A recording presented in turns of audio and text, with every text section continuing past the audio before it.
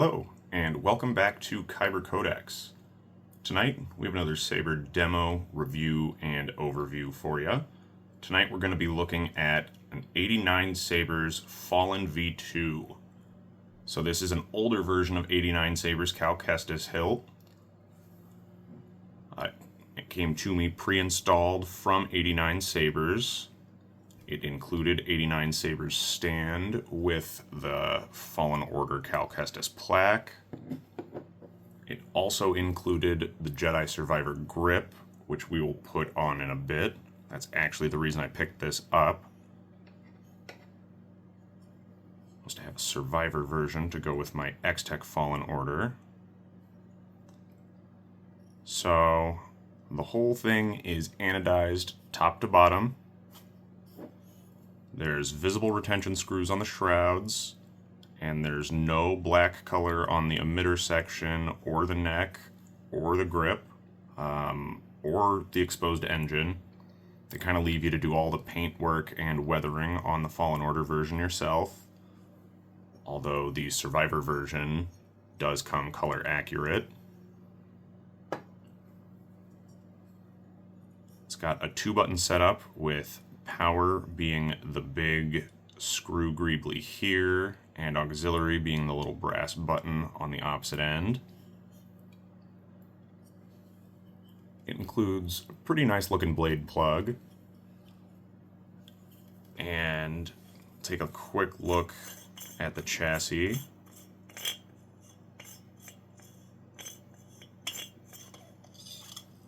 It's got a metal chassis sleeve. Reads 89sabers in Arabesh. Proffieboard v2.2. Protected 18650 keep power battery. There's a speaker housed in this enclosure under this Pixel PCB. And it's set up that way because you will see when I put the Survivor grip on here. You notice how you can see the light shine through from that hillside PCB as I'm putting that on. It's because there's hidden sound venting all through this neck so that you can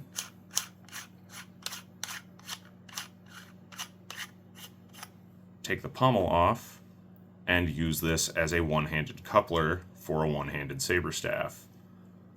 So I do in the future intend to get another one of these empty and design and 3D print a little holder for a 0-button setup that'll just hold a blade side PCB and a hilt side PCB and then mate up with here, and then I'll reprogram this so that I can actually have this as a 2-blade.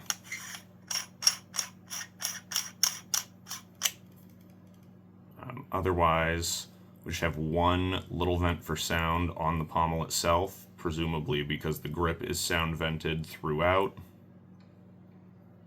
The D-ring does not retract like it does in the game or on some other replicas.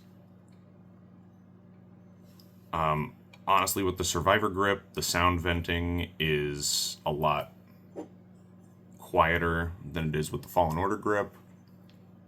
But as a whole, the Survivor grip is the whole reason I actually got this. Because like I said, my X-Tech one is a Fallen Order one only. And because I can, like I said, use this also as a coupler if I get an empty one of these. Otherwise, this is, like I said, stock 89sabers install. So not really a ton to go into on that. It came to me on, I think, OS 5 something. I'm not sure what, but it was old enough that it wouldn't, save color changes, wouldn't remember what preset it was on after power down, didn't have edit mode, none of that stuff. So I upgraded it to OS 7.14, put a custom config on it, put Brian Connor's Cal Kestis voice pack for edit mode on it. So we'll kind of take a look at that. I did some neat stuff with this one that I didn't showcase on my other Cal Kestis saber, like multi-phase I didn't show in that video. So we'll kind of go into that on this, show that off a little bit. And then we'll come back after we get a blade in here, and we'll come back for a final verdict, yeah?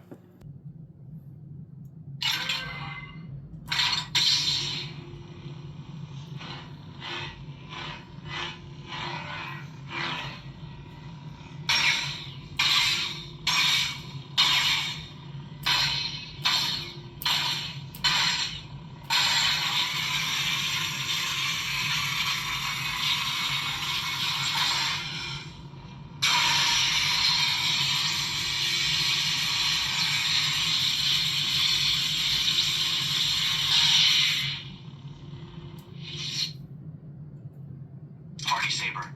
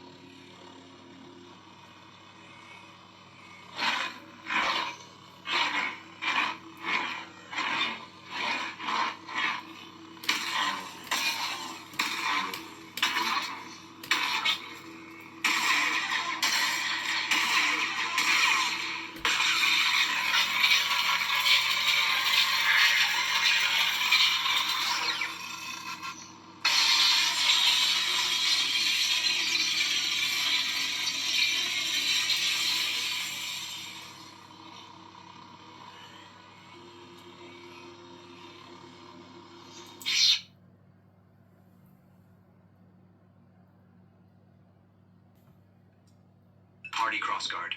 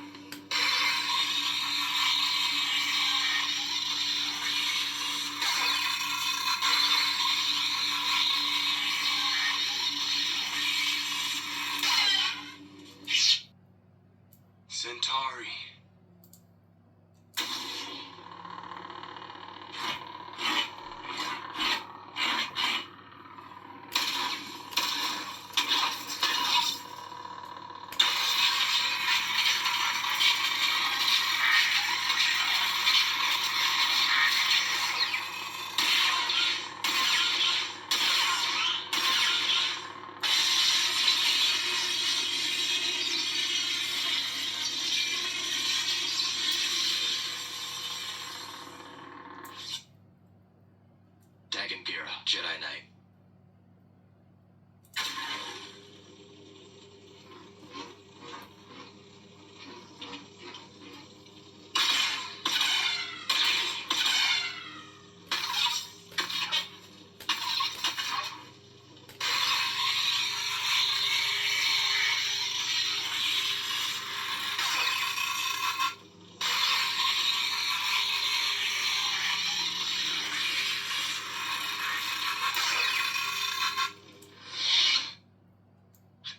Is a chain. I must sever it completely.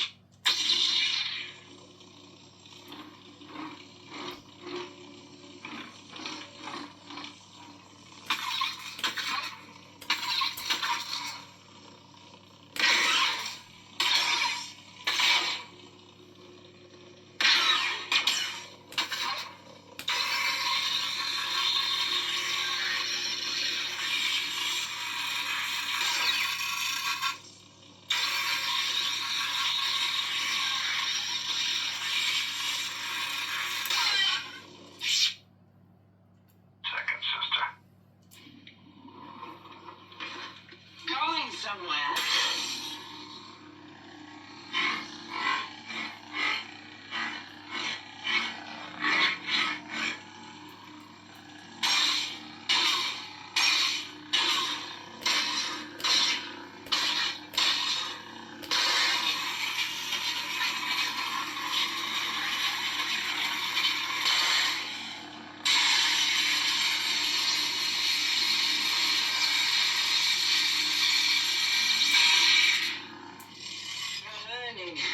Not quite as gifted as Sayer's last apprentice, but not bad. Ninth sister.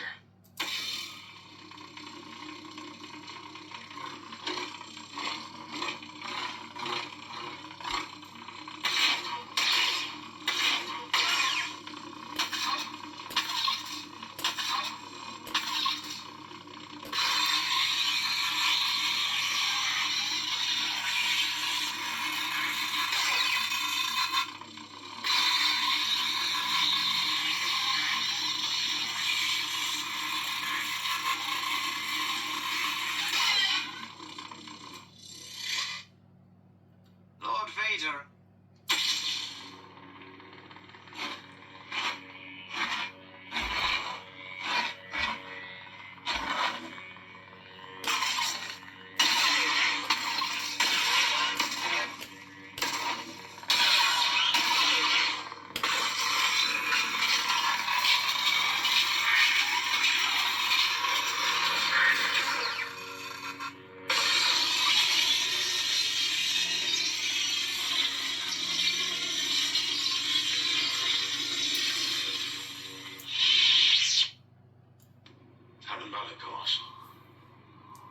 Former Jedi.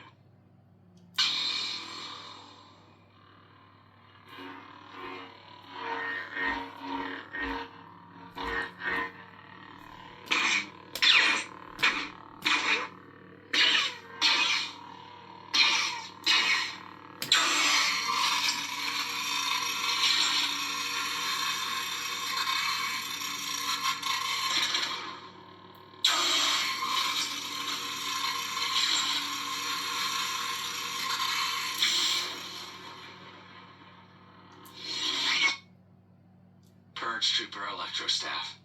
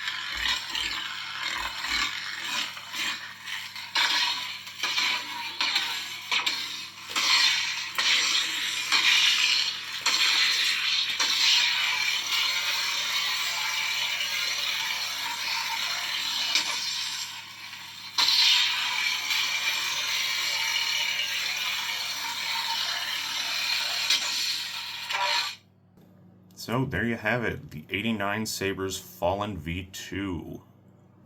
Overall, you know, pretty good hilt. Not the absolute best Cal Kestis hilt out there, but not the worst either, I'm sure. Definitely gonna have fun weathering the Fallen Order grips here. I'm gonna paint the neck section. Gonna take off the shrouds and probably paint the emitter section.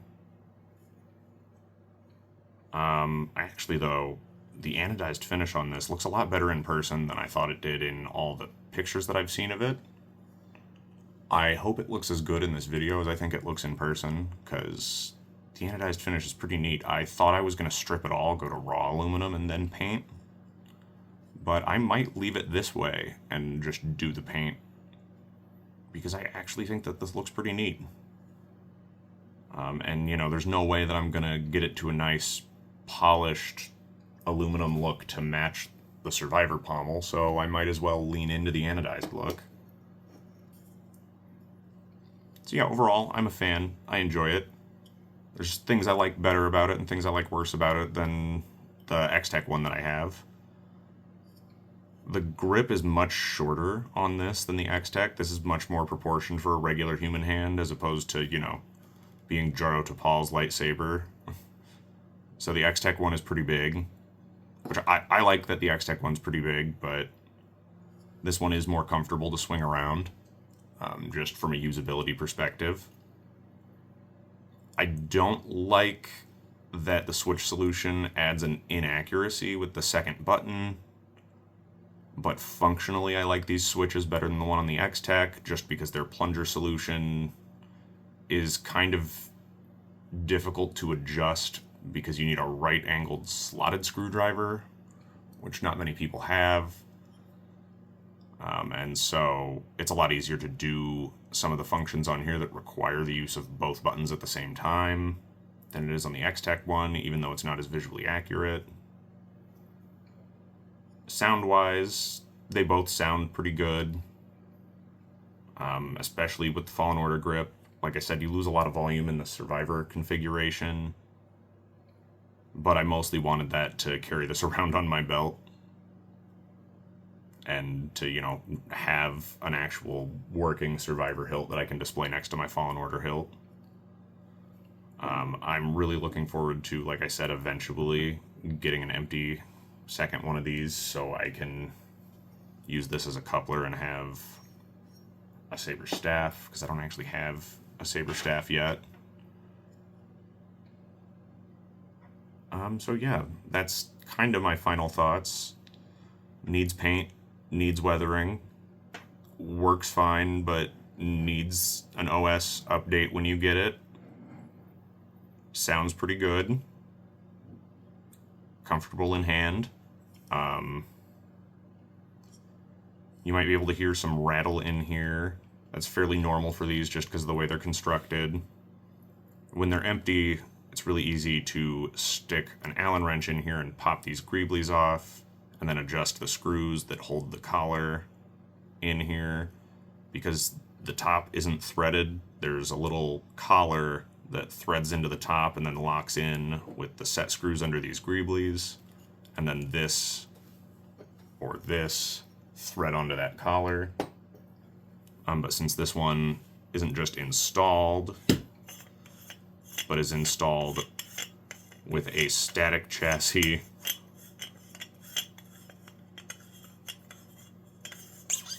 with a metal sleeve that covers pretty much the whole thing,